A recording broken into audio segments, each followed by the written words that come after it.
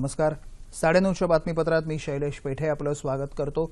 सुरुवातीला एक नजर ठळक बातम्यांवर. वर्ष 2016-17 मध्ये विकास दर 7 ते 7.8% दरम्यान तर वित्तीय तूट 3.9% राहणार. आर्थिक सर्वेक्षण अहवाल. जागतिक स्तरावर आर्थिक आव्हानं असली तरी भारतीय अर्थव्यवस्थेचं चित्र आशादायी. सर्वेक्षण अहवालाचा निष्कर्ष. आर्थिक सर्वेक्षण अहवालाचे शेअर बाजारावर सकारात्मक पडसाद. निर्देशांक सावरला.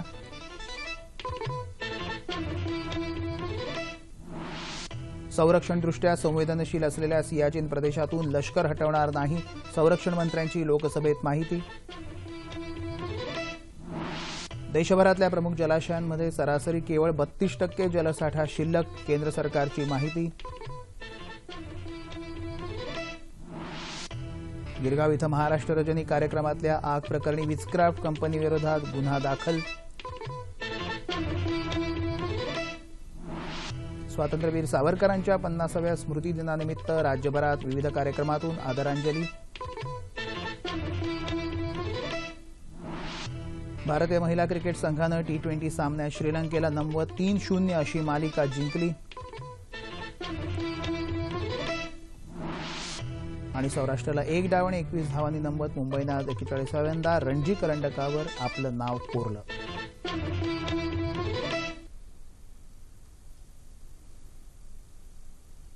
पाहूया सविस्तर वृत्त. आगामी वित्तीय वर्ष 2016-17 मध्ये सकल राष्ट्रीय उत्पन्नाचा दर 7 ते 7.8% दरम्यान राहील असा अंदाज आर्थिक सर्वेक्षणात व्यक्त करण्यात आला आहे. वित्तीय वर्ष 2015-16 साठीचा आर्थिक सर्वेक्षण अहवाल केंद्रीय वित्तमंत्री अरुण जेटली यांनी आज लोकसभेत सादर केला. चालू आर्थिक वर्षात हा दर 7.6% असेल. चालू आर्थिक वर्षात वित्तीय तूट 3.9% नियंत्रणात राहील. ही वित्तीय तूट कमी करण्याचं उद्दिष्ट गाठणं शक्य आहे असं या अहवालात म्हटलं आहे. येत्या 2 वर्षात देशाचा विकास दर 8% पोहोचू शकेल असा विश्वासही अहवालात व्यक्त करण्यात आला आहे. जागतिक अर्थव्यवस्था मंदावली असल्यानं भारतासाठी आव्हानात्मक स्थिती असली तरी देशाची अर्थव्यवस्था सध्या आशादायी असल्याचं अहवालात म्हटलं आहे. मात्र जागतिक अर्थव्यवस्थेची स्थिती अधिक बिकट झाली तर त्याचा फटका भारतीय अर्थव्यवस्थेला बसू शकतो असा इशाराही अहवालात देण्यात आला आहे. देशांतर्गत बाबीत यंदा मोसमी पाऊस वेळेवर आणि उत्तम होणं तसंच 7व्या वेतन आयोगाच्या अंमलबजावणीमुळे जनतेची खरेदी क्षमता वाढल्यास अर्थव्यवस्थेवर चांगला परिणाम होईल असं या अहवालात म्हटलं आहे. सार्वजनिक क्षेत्रातल्या बँकांची तसंच कॉर्पोरेट समूहांची ढासळती स्थिती हा विकासातला महत्त्वाचा अडथळा असल्याचं अहवालात म्हटलं आहे.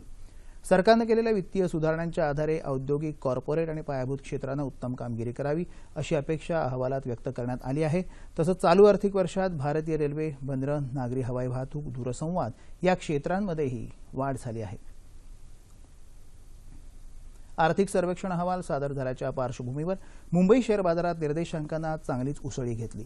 बाजार बंद होताना निर्देशांकात 178 अंकांची वाढ होऊन तो 23,154.30 अंकांवर स्थिरावला. यामुळे गेल्या 3 दिवसांपासून सुरू असलेल्या घसरणीला लगाम बसला. चालू आर्थिक वर्षात विकास दरात 7.8% वाढ होण्याचा अंदाज आर्थिक सर्वेक्षणात व्यक्त करण्यात आला आहे. याचा परिणाम आज निर्देशांकावर दिसून आला. चालू आठवड्यात निर्देशांकात 555 अंकांची घसरण झाली होती. राष्ट्रीय शेअर बाजाराच्या निफ्टीतही आज 59.15% अंकांची वाढ झाली आणि तो 7,029.75 अंकांवर बंद झाला. सियाचेन संरक्षणदृष्ट्या अतिशय संवेदनशील प्रदेश असल्यानं तिथून लष्कराला हटवणं शक्य नसून तिथे जवान नसतील तर धोका पोहोचू शकतो असं संरक्षण मंत्री मनोहर पर्रिकर यांनी स्पष्ट केलं. ते आज लोकसभेत बोलत होते. माजी सैनिकांच्या निवृत्ती वेतनाचा समावेश अर्थसंकल्पात केला जात नाही. तसा तो केला तर सकल राष्ट्रीय उत्पादनात 2.2% वाढ दिसेल असंही पर्रिकर म्हणाले. जेएनयू प्रकरणी उत्तर देताना मनुष्यबळ विकास मंत्री स्मृती इराणी यांनी महिषासूर दुर्गा देवीविषयी वाचलेल्या पत्रकावर आज राज्यसभेत विरोधकांनी आक्षेप घेतला. हे पत्रक वाचल्यानं जनतेच्या धार्मिक भावना दुखावल्या जाऊ शकतात असं सांगत स्मृती इराणींनी या प्रकरणी माफी मागावी अशी मागणी काँग्रेसनं आज राज्यसभेत केली. मात्र लोकसभेतल्या आपल्या वक्तव्यावर विरोधकांनी पुरावे मागितल्यानं आपण जेएनयूमधल्या विद्यार्थ्यांनी प्रसिद्ध केलेले पत्रक वाचल्याचं स्पष्टीकरण इराणी यांनी दिलं. हैदराबादच्या विद्यार्थी रोहित वेमुलाच्या आत्महत्या प्रकरणाची चौकशी करणाऱ्या आयोगावर दलित व्यक्तीची नेमणूक करावी ही आपली मागणी सरकारनं अद्याप मंजूर केलेली नाही. सरकार या संदर्भात गंभीर नसल्याचं सिद्ध होतं असा आरोप बसपाच्या खासदार मायावती यांनी केला. स्मृती इराणी यांनी या संदर्भात दिलेल्या उत्तरानं आपलं समाधान झालं नसल्याचंही त्यांनी राज्यसभेत सांगितलं.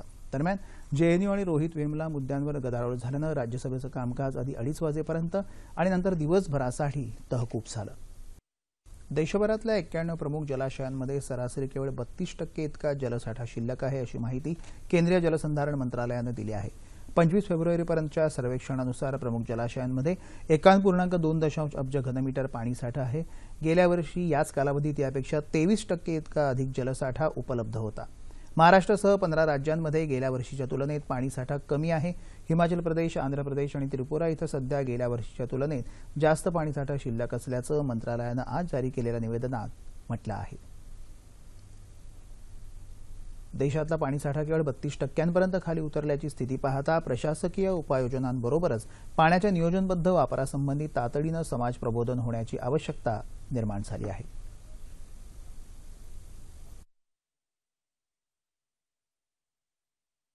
पाण्याशिवाय सजीव सृष्टीची कल्पना करता येणं केवळ अशक्यच. मात्र सामान्य ज्ञान म्हणून सहजतेने सांगितली जाणारी ही गोष्ट आपण तितक्याच गांभीर्याने घेतो का, हा खरा प्रश्न आहे. पाण्याचा वापर ही जशी जगण्याची अपरिहार्यता आहे, त्याचप्रमाणे पाण्याचा नियोजनपूर्वक वापर म्हणजे या अपरिहार्यतेची सुरक्षा म्हणता येईल. या सुरक्षेची सुनिश्चिती करणं ही आपलीच जबाबदारी. मात्र पाणी वापराच्या आपल्या सवयी पाहिल्या तर हे भान आपण जपतोय असं मात्र दिसत नाही. पाणी टंचाईच्या काळातही या सवयीतलं सातत्य आपल्याला भीषण संकटाकडे नेतंय असं म्हटल्यास ती अतिशयोक्ती नक्कीच नाही. खरं तर उन्हाळ्यापूर्वीच सुरू झालेली पाणी कपात, पाणी पुरवठा टँकरनं होतो अशी बदलत चाललेली व्याख्या, तसंच कोरडे पडत चाललेले जलसाठे म्हणजे मान्सूनच्या अवकृपे पलीकडचं आपलंच अपयश असंच म्हणावं लागेल. हे टाळायचं असेल तर पाण्याच्या नियोजनपूर्वक वापराची संधी आपल्याला अजूनही आहे. मात्र वेळीच ती घेतली नाही तर पाणी टंचाईचं स्वरूप पाणीबाणीत बदलायला वेळ लागणार नाही, एवढं नक्की. उन्हाळा अजून सुरू झाला नसला तरी पाणी कपातीमुळे पाणी टंचाईच्या झळा मात्र आतापासूनच बसू लागल्या आहेत. या पार्श्वभूमीवर उपलब्ध पाणीसाठ्याचा नियोजनपूर्वक वापर करून या समस्येचा कसा सामना करता येईल याविषयी चर्चा करण्याकरता पाणी हक्क समिती मुंबईचे कार्यकर्ते अविनाश कदम आज आपल्या स्टुडिओत आले आहेत. अविनाशजी नमस्कार. 9:30च्या बातमीपत्रात आपलं स्वागत. आजच जो केंद्राने अहवाल दिलेला आहे की देशातले एकूण जलाशयातला जो पाण्याचा साठा 32% साठा आहे, निश्चितच चिंताजनक स्थिती आहे. मुळात राज्यातली स्थिती काय, राज्यातही आपण बघतोय टँकरनी पाणी पुरवठा चालू आहे, चाऱ्याचा अभाव आहे, अनेक ठिकाणी पाण्यामुळे प्रश्न, लातूरसारख्या शहरात इतकी बिकट प्रश्न निर्माण झाले. काय स्थिती आहे राज्याची? राज्यात जास्त गंभीर अवस्था आहे, कारण गेल्या कित्येक वर्षांमध्ये दर 3 वर्षांनी दर 4 वर्षांनी दुष्काळाचा फेरा आपण याला म्हणू असा तो येतच आहे. पण या गेल्या 3 वर्षांमध्ये सतत महाराष्ट्रात दुष्काळ पडतोय 3 वर्ष, आणि यावर्षी स्थिती जरा जास्त गंभीर आहे गेल्या वर्षीपेक्षा. बरोबर. त्याचं कारण असं की पाण्याचा जो वापर जो आहे तो एक मोठ्या प्रमाणावर वेगळ्या पद्धतीने होतोय, बदललेला आहे, जास्त वापर होऊ लागलाय. आणि दुष्काळी अवस्था महाराष्ट्र हा पर्जन्यशाळेत येत असल्यामुळे, शॅडो रिजनमध्ये येत असल्यामुळे दुष्काळी अवस्था महाराष्ट्रामध्ये जास्त आहे. आणि त्यामुळे असं झालेलं आहे की यावेळी तो मराठवाडा, विदर्भ आणि पश्चिम महाराष्ट्राचा म्हणजे महाराष्ट्राचा पूर्व भाग, ह्या भागामध्ये मोठ्या प्रमाणावर दुष्काळीची अवस्था निर्माण झालेली आहे आणि खूपच पाणी टंचाईला लोकांना तोंड द्यावं लागत आहे. अविनाशजी, आपण या विभागात काम करताय, आपण अनेकदा हा पाणी प्रश्न अभ्यासलेला. 1972चा दुष्काळ महाराष्ट्राने पाहिला, अतिशय भीषण असा हा दुष्काळ होता. त्यानंतर जसं म्हणाल की शॅडो रिजन होती, तर अनेक गोष्टी इथे होत्या. हे एक कारण असलं की अनियमित मान्सून आपल्याला माहिती आहे, कुठेतरी नियोजनाचा अभाव कारणीभूत आहे असं वाटतं आपल्याला. नेमकं कुठे यात आत्ता उपाययोजना करायला पाहिजेत, आणि शहर भागात आणि ग्रामीण भागात प्रशासकीय? हे खरं आहे की नियोजनाचा अभाव हे एक कारण आहे. कारण हल्ली जो दुष्काळ होतो तो हा मानवनिर्मित दुष्काळ आहे. कारण असं आहे की एवढं तंत्रज्ञान उपलब्ध आहे, पाणी साठा करण्याचं, पाणी वितरणाचं सगळं तंत्रज्ञान उपलब्ध असताना आपण त्याचा योग्य वापर करू शकत नाही, योग्य नियोजन करू शकत नाही. त्यामुळे टंचाईची परिस्थिती वाढत चाललेली आहे. खरं तर महाराष्ट्रापेक्षा कमी पाऊस पडणारे जगात अनेक प्रदेश आहेत, तिथे अशा तऱ्हेची अवस्था नाही निर्माण होत, कारण पाण्याचा योग्य तो वापर केला जातो, त्याचं योग्य नियोजन केलं जातं. पण महाराष्ट्रामध्ये 72 सालच्या दुष्काळानंतर देऊस्कर, दांडेकर आणि देशमुखांची कमिटी होती. त्या कमिटीने एक पूर्ण अभ्यास केला होता आणि त्यांनी काही उपाययोजना सुचवल्या होत्या, पण त्या उपाययोजना महाराष्ट्रात अंमलात आणल्या गेल्या नाहीत. आणि त्यामुळे असं झालेलं आहे की सतत दुष्काळ आला, टंचाईची परिस्थिती निर्माण झाली की त्याची चर्चा सुरू होते, त्याच्यावर बरंच काही काही बोललं जातं, पण पाऊस पडला की ही चर्चा मागे पडते. आणि मग नियोजनाच्या बाबतीत, दुष्काळ कायम हटवण्याच्या बाबतीत, दुष्काळाचं कायम निर्मूलन करण्याच्या बाबतीमध्ये काही उपाययोजना केली जात नाही, अशी एक महाराष्ट्रामध्ये अवस्था गेल्या काही वर्षामध्ये आपण बघतो. एक 2-3 वर्षापूर्वी एक अहवाल आला होता की 70,000 कोटी सिंचनासाठी खर्च केले गेले, पण महाराष्ट्राचं सिंचन क्षेत्र 2% वाढलं नाही. मग ह्या एका गोष्टीवरनं आपल्याला कुठेतरी नियोजनाचा अभाव मोठ्या पण अविनाशजी, आपण म्हणा की वाढतं शहरीकरण एक कारण आहे, वाढती लोकसंख्या. 72 पासून आता 2016 पर्यंत आपण बघितलं लोकसंख्येत प्रचंड वाढ झालेली आहे. ग्रामीण महाराष्ट्राचा विचार करता की या आमच्या वाहिनीवर आम्ही अशा अनेक स्टोरीज दाखवलेल्या आहेत की काही ठिकाणी गावं स्वयंपूर्णही झालेली आहेत, की आता जलयुक्त शिवार योजना आता सरकारने आता 2 वर्षापूर्वी आपण 1.5 वर्षापूर्वी सुरू झालेली आहे. ग्रामीण महाराष्ट्राचा विचार करता जिथे उद्योग शेती, उद्योगाला पाणी द्यायचं का शेतीला द्यायचं असं जेव्हा होतं त्या बाबतीत कुठे नियोजनात आपण कमी पडतो? एक तर असं झालं की महाराष्ट्रामध्ये जो जी ही ठरवायची असते, प्राथम्य ठरवायचं असतं, त्याच्यामध्ये थोडासा एक फरक केला की पिण्याच्या पाण्याला प्राथम्य दिलं गेलं खरं आहे, पण शेतीच्या पाण्याला, सिंचनाच्या पाण्याला 3रा नंबर दिला गेला आणि 2 नंबरवर उद्योगाच्या पाण्याला दिला गेला. आणि त्यामुळे असं झालेलं आहे की आज ग्रामीण भागामध्ये म्हणजे तसा ग्रामीण भाग राहिलेला नाही, मोठ्या प्रमाणावर शहरीकरण होते आणि उद्योगधंद्यांची वाढ होते, त्यामुळे उद्योगधंद्यांकडे मोठ्या प्रमाणावर पाणी खेचलं गेलं. पुन्हा शेतीची जी पद्धत आहे, पीक पद्धत आहे, त्या पीक पद्धतीमध्ये सुद्धा बदल झालेला आहे. म्हणजे महाराष्ट्राच्या ग्रामीण भागामध्ये असं होतं की जिथे दुष्काळी भाग आहे तिथे साखर कारखाने उघडले जातात, जिथे दुष्काळी भाग आहे तिथे ऊसाच्या लागवडीला प्रोत्साहन दिलं जातं, पाणी जास्त त्याला लागतं, त्याला जास्त पाणी. 2 वर्षापूर्वी 2012 साली सोलापूरमध्ये अतिशय तीव्र दुष्काळाची परिस्थिती होती, पण तिथे 12 साखर कारखान्यांना परवानगी दिली गेली. हा जो पाण्याचा वापर आणि पीक पद्धतीची जी काय पद्धत आहे त्याच्यामुळे सुद्धा ही दुष्काळाची परिस्थिती महाराष्ट्रामध्ये अधिक तीव्र होत चाललेली आहे ग्रामीण भागामध्ये.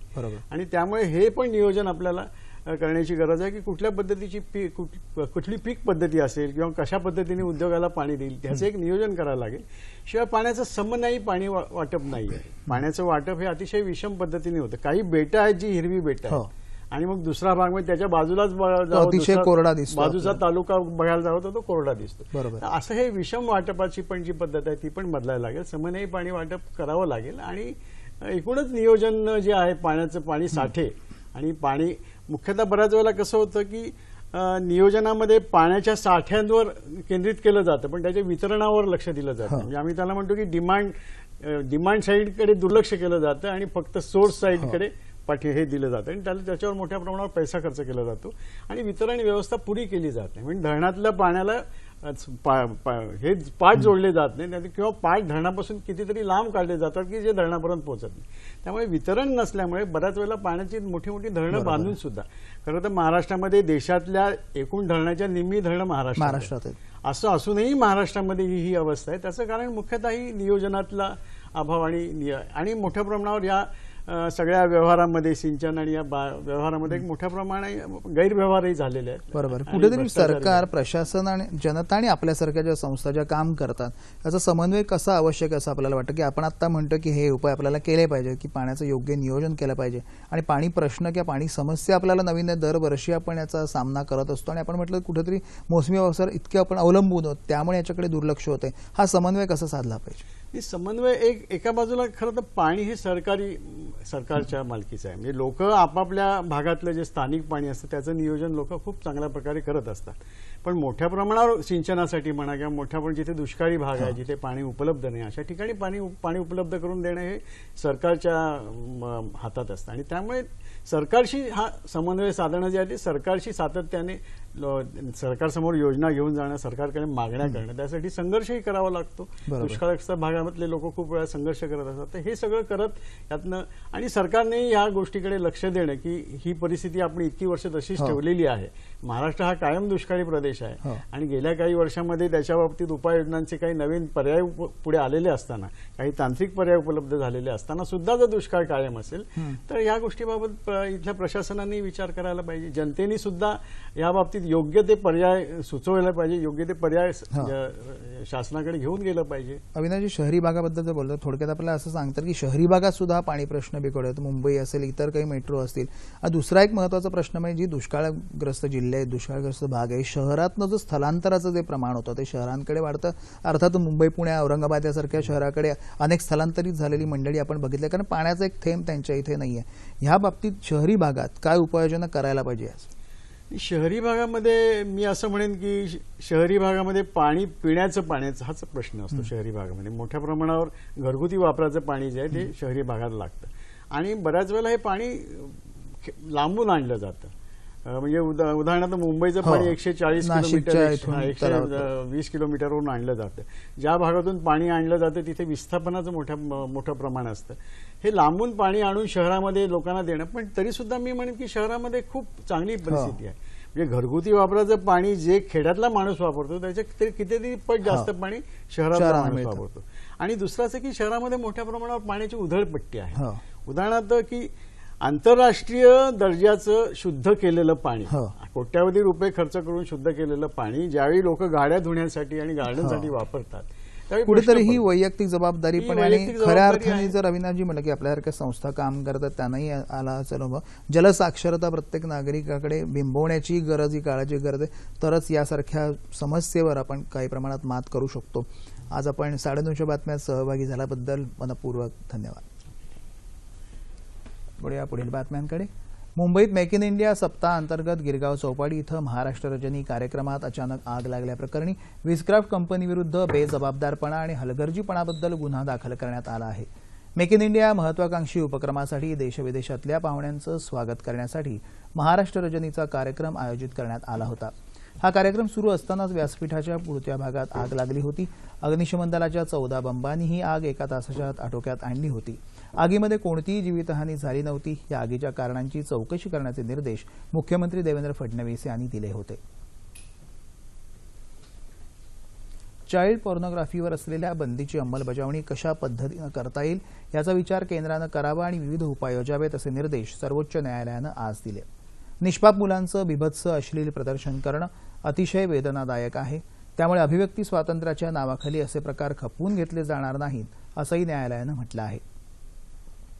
चाइल्ड पॉर्नोग्राफीला आळा घालण्यासाठी करायच्या उपाययोजनांविषयी केंद्रानं प्रतिज्ञापत्र सादर करण्याचे निर्देश न्यायमूर्ती दीपक मिश्रा आणि शिवकीर्ती सिंग यांच्या खंडपीठानं आज दिले.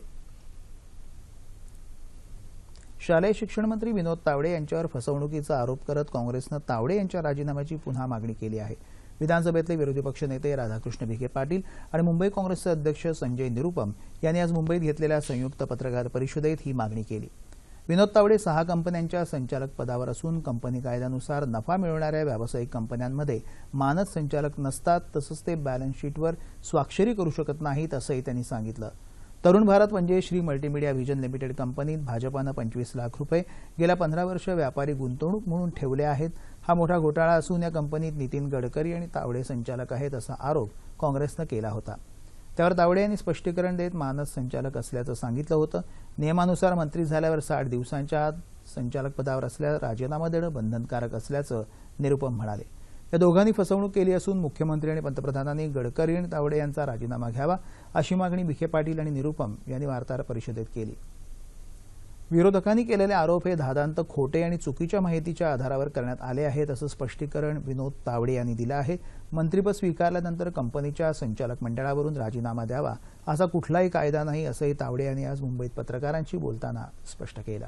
महात्मा गांधी राष्ट्रीय ग्रामीण रोजगार हमी योजनेअंतर्गत राज्यात केलेल्या कामांची पाहणी करण्यासाठी रोजगार हमी समिती सध्या बुलडाणा जिल्ह्याच्या दौऱ्यावर आहे. या समितीत 25 आमदार असून त्यांनी आज जिल्ह्यातील खातेप्रमुखांची बैठक घेतली. जलसंधारण आणि कृषी विकासाच्या कामांना मनरेगामध्ये प्राधान्य देऊन ही कामं पूर्ण करण्यात येणार आहेत. यावेळी बुलडाण्याचे जिल्हाधिकारी डॉ. विनय झाडे, मुख्य कार्यपालन अधिकारी दीपा मुधोळ आदी मान्यवर उपस्थित होते.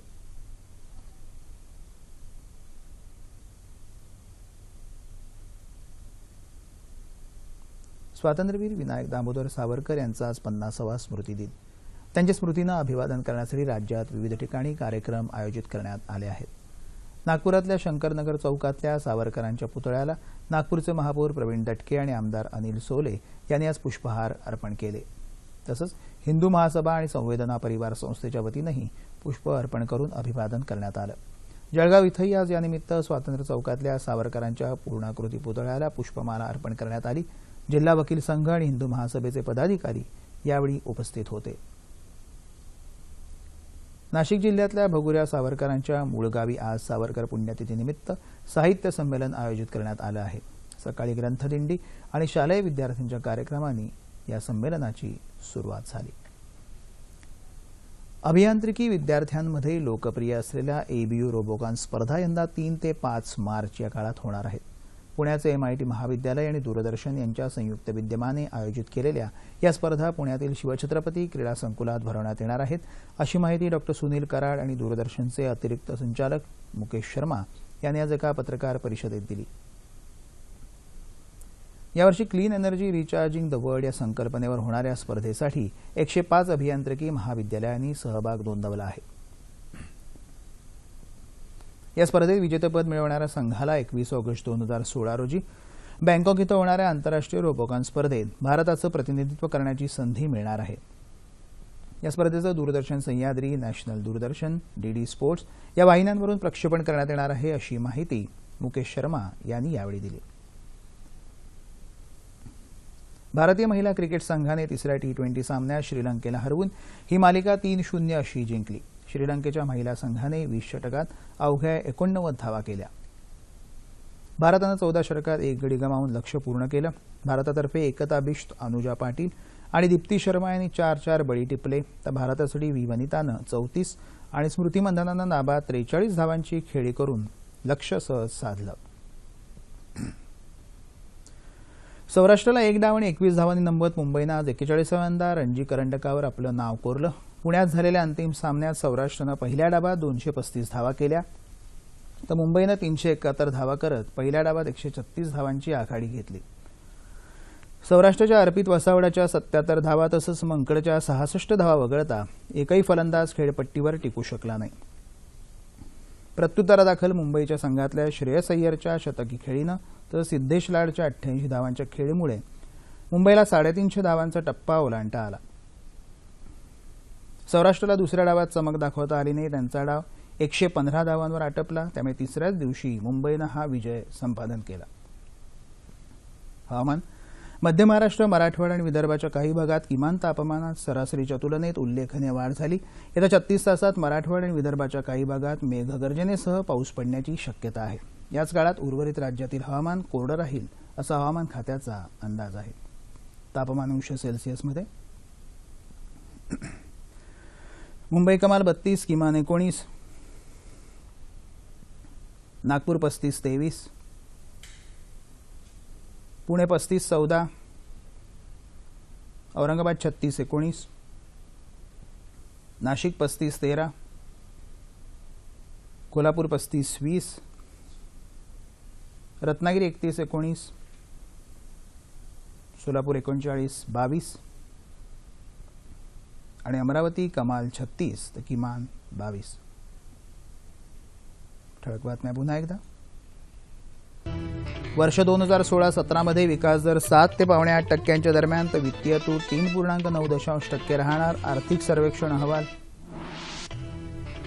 जागतिक स्तरावर आर्थिक आव्हानं असली तरी भारतीय अर्थव्यवस्थेचं चित्र आशादायी, सर्वेक्षण अहवालाचा निष्कर्ष.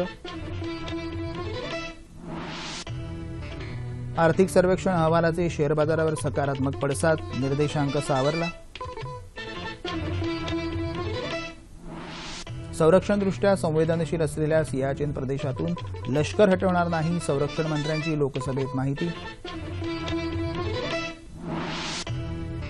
देशभरातल्या प्रमुख जलाशयांमध्ये सरासरी केवळ 32% जलसाठा शिल्लक, केंद्र सरकारची माहिती. गिरगाव इथं महाराष्ट्र रजनी कार्यक्रमातल्या आग प्रकरणी विस्क्राफ्ट कंपनीविरोधात गुन्हा दाखल.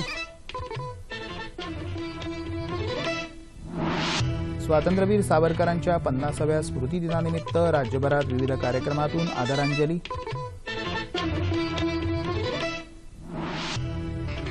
भारतीय महिला क्रिकेट संघानं T20 सामन्यात श्रीलंकेला नमवत 3-0 अशी मालिका जिंकली. आणि सौराष्ट्राला 1 डाव आणि 21 धावांनी नमवत मुंबईनं आज 41व्यांदा रणजी करंडकावर आपलं नाव कोरलं.